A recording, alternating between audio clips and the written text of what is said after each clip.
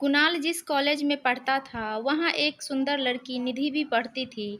कुणाल को वो लड़की खूब पसंद थी, लेकिन अपने अंतर्मुखी स्वभाव के चलते वह कभी उसे अपने दिल का हाल बता ही नहीं पाता। यहाँ तक कि इस लड़की से सिर्फ बात करने में भी उसके पसीने छूट जाते। एक दिन कॉलेज खत्म करके घर लौटते वक्त अचानक बारिश होने लगी। कुणाल बारिश से बचने के लिए एक पेड़ के नीचे जाकर खड़ा हो गया। सौभाग्य से उसी पेड़ के नीचे निधि भी खड़ी थी, जिसे कुणाल पसंद करता था। कुणाल मन ही मन बहुत खुश हो गया। लड़की भी कुणाल के तरफ देखकर मुस्कुराई। कुणाल कुछ बोल नहीं पा रहा था, तभी लड़की ने ही कुणाल से बात करना शुरू कर दिया। निधि ने बताया कि वह कुणाल को जानती है। धीरे धीरे कुणाल की भी हिम्मत खुली और उसने भी निधि से बात करना शुरू कर दिया। बातों ही बातों में कुणाल को पता चला कि सिर्फ वो ही नहीं, लड़की भी उसे पसंद करती है, क्योंकि लड़की की बातों से साफ पता चल रहा था कि वह भी कुणाल के बारे में काफ़ी कुछ जानती थी। ये तभी होता है जब कोई किसी में इंटरेस्ट रखता है। बारिश और ज़्यादा हो जोर से होने लगी और पेड़ के पत्तों से पानी की बूंदें उन दोनों पर गिरने लगी। उससे बचने के लिए वह और पास खड़े हो गए।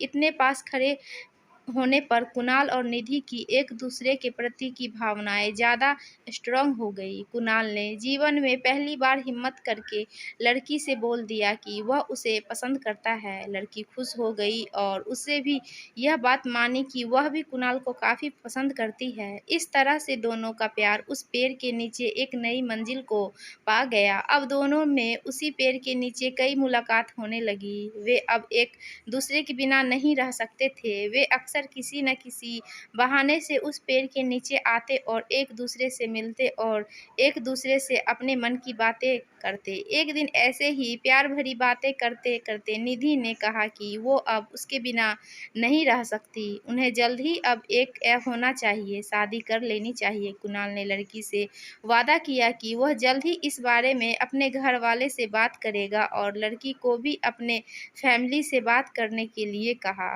कुछ दिनों बाद जब दोनों फिर से उस पेड़ के नीचे मिले, तब लड़की की आंखों में आंसू थे।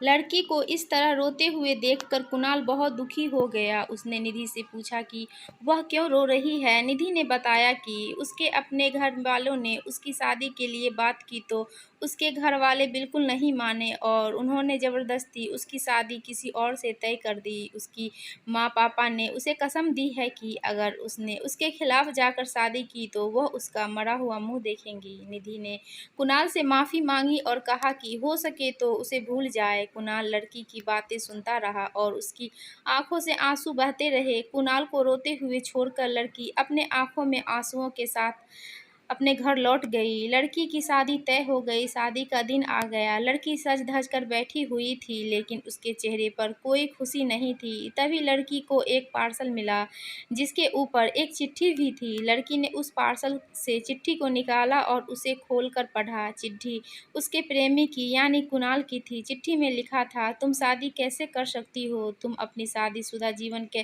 कैसे खुश रह पाओगी जब तुम्हारा दिल तुम्हारे पास है ही नहीं, क्योंकि तुम्हारा दिल तो मेरे पास है। मैं तुम्हारा दिल लौटा रहा हूँ ताकि तुम अपने पति को भविष्य में प्यार कर सको और तुम्हारी शादीशुदा जिंदगी अच्छी चले। लड़की ने उस पार्सल को खोला और देखकर वो बेहोश हो गई। उस पार्सल में कुणाल का खून से लथपथ दिल था, जो उसने निकाल कर उसे भेजा था। दोस्तों, क्या कुणाल को जो कदम उठाया वह सही था?